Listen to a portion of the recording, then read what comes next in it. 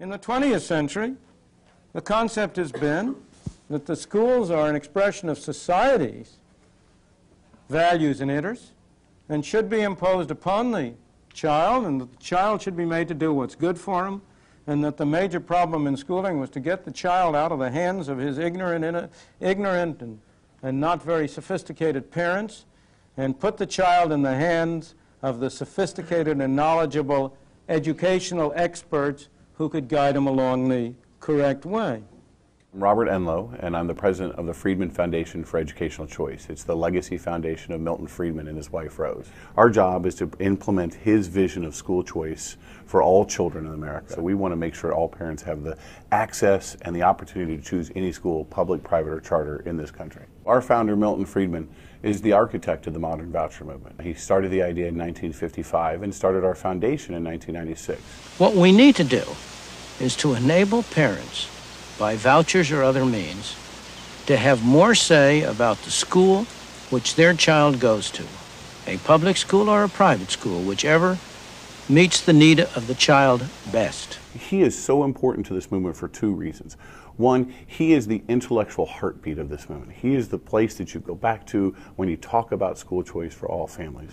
And I think the second thing that he's been the standard bearer on is starting a foundation that's whole job is to educate the public on the issue of school choice. Milton Friedman is the best economist of the 20th century. We all know that. But it wasn't just his incredible rigorous thinking. It was his foresight into how to get things done through organizations like ours and through his thinking around school choice. We started in 1996, and there's been steady growth in school choice programs in states over that time.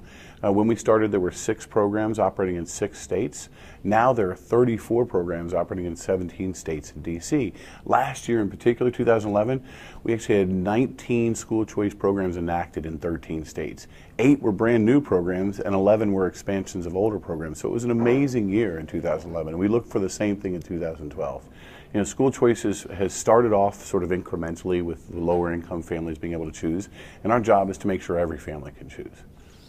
The people who lose most from this system are the poor and the disadvantaged in the large cities. They are simply stuck. They have no alternative. A marketplace for education is critically important for one simple reason. I mean, it works, right? Name me a business, name me a product, name me anything where we don't have choices. The more choices we have, the better the products typically, and the lower the cost. We have a simple problem in this country, and that's a monopoly. It's not the people in the system, it's the system itself. Competition is better than monopoly. The centralization produces deadening uniformity. It destroys the experimentation that is a fundamental source of progress. So we want a marketplace of options because we want as many high-quality options as we can. And you've got tons of private schools and tons of charter schools, tons of cyber schools, tons of good public schools, and we need to make sure parents have access to all those schools. Because what we did in this country a while ago was say, hey, where you live is where you go to school. And nothing could be more unjust than that. And so a marketplace is needed to basically bust up that entire unfairness of our system. All of the opposition to allowing the market work comes from people who have a very strong vested interest in the present public school system. I am not proposing, we are not proposing to destroy the public school system.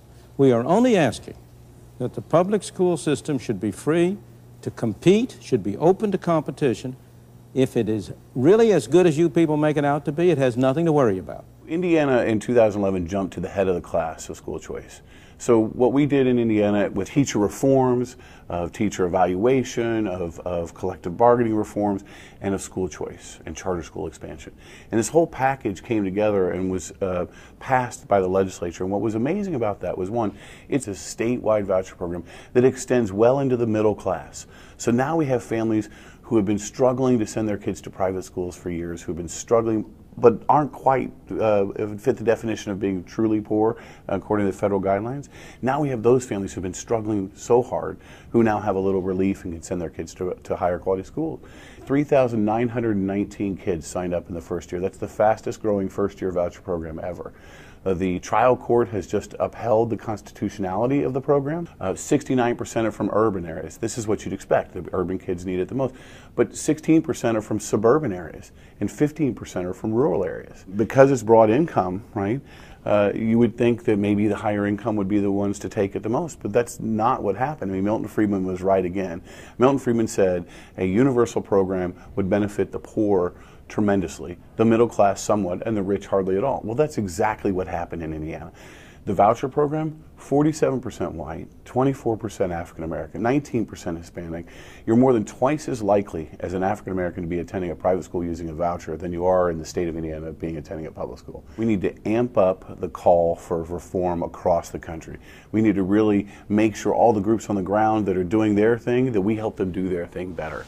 Market competition is the surest way to improve the quality and promote innovation in education as in every other field.